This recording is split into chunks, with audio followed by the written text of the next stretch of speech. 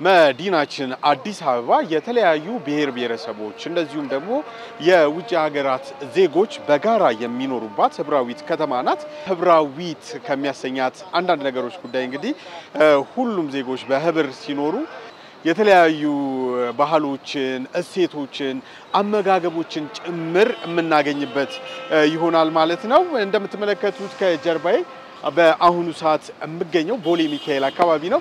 ቦሌ ሚካኤል እንግዲህ አንድ ለየት ያለ ነገር አለ። እሱም የግመል ወተት በስፋት ይሸጣል እዚህ አካባቢ ላይ።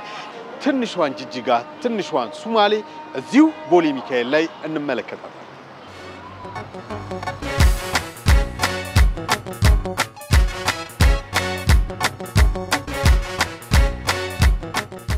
ጀንበር ወደ ማደሪያዋ አዘግዝቃለች።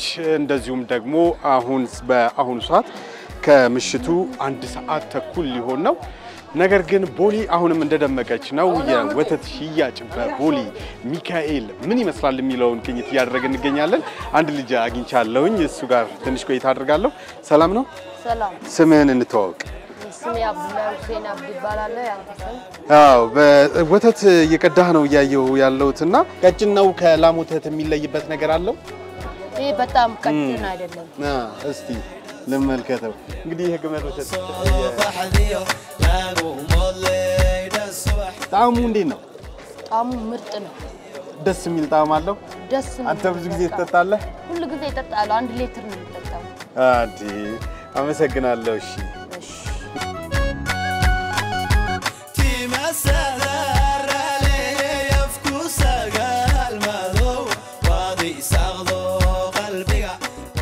የወተት ሽያጩ እዚህም አካባቢ ላይ ደርሷል። የውጪም እንደዚሁም ደግሞ በቤት ውስጥም ነው ይህ የግመል ወተት ሽያጭ የሚከናወነው ማለት ነው።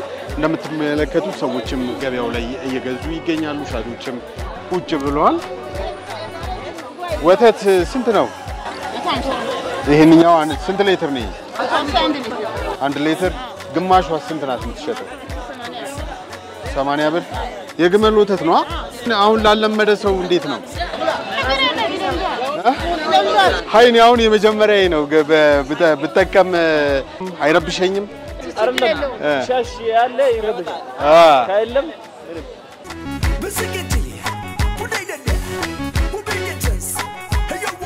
የግመል ወተት የምናመጣው ከአዋሽ መልካሳና ከጨርጨር የሚባል ቦታ ነው። ርቀት አለው። ከዚህ ለሊት ነው ስራው። ለሊት ተነስተው እዛ እኔ ሹፌር ነኝ። እዛ ሄዳለሁኝ። እዛ መኪና ቆማለሁኝ። እነሱ ያለውን ፕሮሰስ አልበው ምናምን እስከሚሉ እንነሳና ወደ አዲስ አበባ ይዘን እንመጣለን።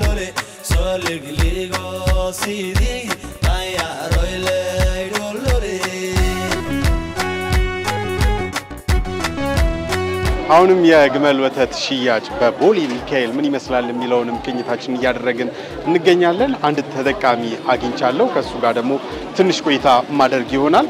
ሰላም ነው። እንዴት ነህ? ስምህን እንተዋወቅ። ጉሌድ ይባላል። ጉሌድ ይባላል። የታሸገ ይመስላል። እዚህ ነው የሚታሸገው ይሄ? አዎ፣ ይሄን ፋብሪካው ለብቻ ይሰራል። ይሄ ለብቻ ተሰርቶ በትልቅ ጀሪካን ይመጣል። ተቀድቶ ነው የሚሸጠው። ይሄ ላይ ነው የሚጨመረው። እዚህ ላይ ይጨመራል። ይሄኛውም ከዛው ነው የሚመጣው ማለት ነው? አዎ፣ ለብቻ ፋብሪካው ወተቱ ለብቻ። ወተቱ ከየት ነው የሚመጣው? ወተቱ አብዛኛው ከመጣው ከዚህ አካባቢ ወደ አዋሽ አካባቢ ነው የሚመጣው። አይበላሽም? ወደዚህ ሲመጣ አይበላሽም። በጠዋት ለሊት ነው የሚመጣው እና በመኪና ስለመጣ በለሊት ነው የሚመጣው። የግመል ወተት ግን በስንት ቀን ነው የሚቆየው? በባህሪው አይረጋም? እንደ አሁን የላም ወተት ይረጋል፣ እርጎ ይሆናል ምናምን። ይሄ የላም ወተት የግመል ወተት ግን እንዴት ነው? አይረጋም? አይበላሽም? ሲመጣ በጉዞ ሲነቃነቅ? አሁን አንድ ቀን ወዳውን ሲመጣ ወዳውን ከግመል ወዳውን ሲወጣ እዚህ ሲመጣ አንድ ቀን ይቆያል። ግን ከአንድ ቀን በኋላ ጣዕሙ ይቀየራል። ጣዕሙ ይቀየራል። ሌላ ማለት እንደ እርጎ አይነት ይሆናል። ሰው ይረጋል ማለት ነው። አዎ፣ ሰው ራሱ አድሮ ይፈልጋል። አንዳንድ ሰው ይፈልጋል እሱ እንደሱ። አሁን ፍሬሽ ማይጠጡም አለ፣ አድሮ የሚጠጡም አለ። አንተ የግመል ወተትን ስታገኝ ምን አይነት ስሜት ነው የሚፈጥርብህ? አዲስ አበባ ላይ አገኛለሁ ብለህ አስበህ ነበር? አይ አላሰብም ነበር። ግን አዲስ አበባ አሁን ስታየው ሁሉም ምግብ ቤት፣ ሁሉም ሻይ ቤት አለ። የግመል ወተት እዚህ ቦሌ ሚካኤል አፋሊበል ነው። ሁሉም ማርኬት ማለት አሁን ብታይ ሬስቶራንቶችም ካፍቴሪያዎችም ትላልቅ ሆቴል ራሱ እዚህ ቦሌ ሚካኤል ያሉ ታገኛለህ ከሻይ ጋር አብሮ ይሰራልሃል ለብቻ ይመጣልሃል ኦኬ ከሌሎች ነገሮች ጋር የሚቀርባል ከቡና ከሻይ ጋር አብሮ ይሰራል ከቡናም ይሰራልሃል ከፈለክ አሁን ትላልቅ ሆቴሎች እዚህ አካባቢ ያሉ ከቡናም አብሮ ይሰራልሃል በአጠቃላይ የግመል ወተት በቦሌ ሚካኤል ሽያጩ ምን ይመስላል የሚለውን ቅኝታችን ይሄንን ይመስላል